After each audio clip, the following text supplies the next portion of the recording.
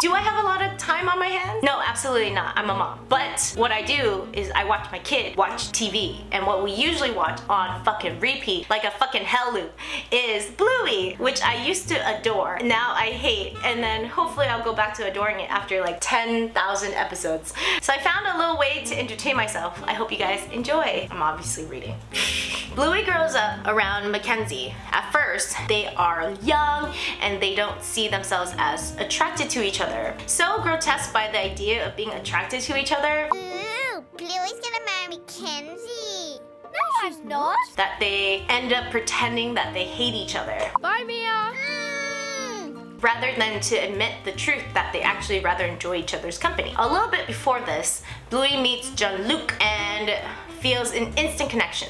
They don't even need to speak the same language for there to be chemistry, but unfortunately their moment together is short-lived as his vacation ends and he goes back to France, never to be seen again. Sadly, Bluey still thinks of him periodically as the one that got away. However, after Bluey and Mackenzie go to middle school as hormones and pimples start to rise, Bluey and Mackenzie find each other romantically. Though they are very much in love, Bluey and Mackenzie bicker like the oldest married couple of all time. I knew it! We're never gonna start a shop. Mackenzie! And so Bluey can't help but feel that there must be someone else out there that's better suited for her. Especially because Mackenzie was her first love, but their love grew from friendship rather than an instant romantic connection. And while they aren't necessarily unhappy together, Bluey still feels that if Jean-Luc lived closer, she would find her perfect match. To make matters more complicated, there's another girl vying for Mackenzie's affection, Coco. And I'm married to the lion tamer! Yeah! Wait, what? But it seems more a one-sided love. Mackenzie is annoyed at Coco's persistence and Bluey doesn't find her to be competition. Years go by and now everyone's in high school, obviously, because stories always end up in high school. The story takes a turn when Mackenzie and Bluey have a huge fight right before spring break of their senior year. I should totally be a writer, I swear. They fight regularly throughout the years because Bluey doesn't appreciate her relationship with Mackenzie and always wonders if there's someone better. Mackenzie is tired of feeling second-rated to this imaginary character and they both decide to take a break and think about what they really want. Bluey has been going back to the campground every spring break with her family ever since she met Jean-Luc.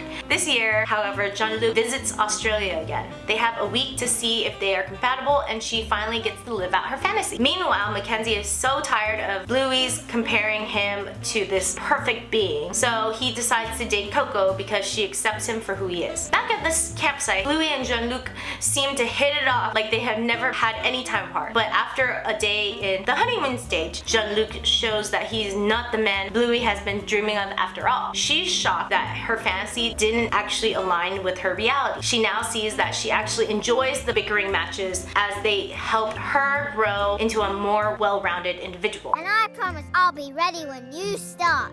Hooray! While Jean-Luc is perfectly amicable and she seems to get along quite well with him, he does nothing to challenge her and help her grow. Bluey regrets her decision to break up with Mackenzie and rushes home to rectify the mistake. As she knocks on Mackenzie's door waiting for his appearance, she's thinking about how she's going to apologize and everything's going to be amazing after. But as the door swings open, she sees that it's not Mackenzie who appears but Coco, which shocks her as she never took Coco's crush seriously. Damn, Bluey, get your shit together. The scene is made even more awkward as Bluey tries to explain how she made a mistake throughout their relationship and she wishes she appreciated Mackenzie even more. Mackenzie takes it all in, pauses to think for a bit, but decides that the breakup actually was a good idea and that he is going to stay broken up with Bluey. Did you think this was gonna have a happy ending? Hell no! This is a cautionary tale. Here's the analysis. As a young person, you think you can have it all. You can have the perfect man, the perfect home, the perfect career, with 2.7 kids, not realizing that reality you have, while not perfect, is still quite amazing. And taking the gamble and ruining it all so you could go for perfection is fucking nuts. As Bluey breaks up with Mackenzie, while flawed but the right fit for Bluey, to try out her fantasy only to realize that it was just that, a fantasy. bestie. I mean, look at me. I'm on YouTube trying to follow my dreams. I don't make any money. I worked so fucking hard for nothing. Don't be me. It's like we went from boomers who like accepted that you just have to work and that it's a practical thing and you're not supposed to enjoy it. It's called work for a reason. And we swung the other ways to millennial, which is me. That is obviously fucking up all the time and like believing you can have it all. Like I make no money. So don't believe that just because I do this and it's fun doesn't mean that I make any fucking money from it. The idealism spun too much on the other end. Ultimately, it's about idealism. Believing that the world could be perfect if only certain things changed. Idealism, while aspirational, also led Bluey to not appreciate the real, albeit imperfect love she actually had. As a younger woman with little experience, Bluey believes that there is always a better option out there. She sees the world as black and white as opposed to gray, and as Mackenzie is her first love experience, she can't help but question the validity of their compatibility. When she finally gets to experience her fantasy lived out, she realizes that no matter who she dates, she will always trade out one set of problems for another, because ultimately no one is fucking perfect. This could be anything. If you change careers, if you change lovers, you will always trade one set of problems for another. So we romanticize the perfect career, we romanticize the perfect human that would be compatible, our soulmate, but there's no such thing. Everything, it has its problems. Every person, including yourself. You! Don't worry, me too. That's basically my cautionary tale. I hope you guys enjoyed it. Thank you for watching. I'll see you next time. Please like, comment, subscribe. Thank you. Bye.